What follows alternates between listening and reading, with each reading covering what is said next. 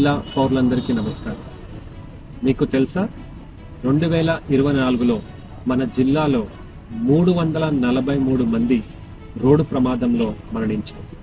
అంటే 343 కుటుంబాల వారు వారికి ఇష్టమైన వారిని కోల్పోయారు.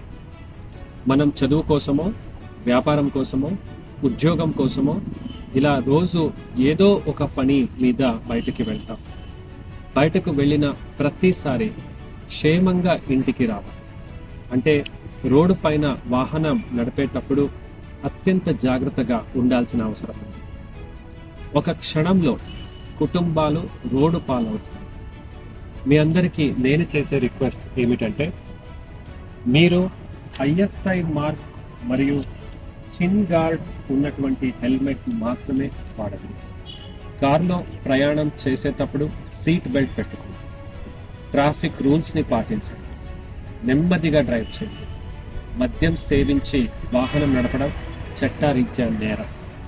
మొబైల్ వాడుతూ డ్రైవింగ్ చేయకూడదు.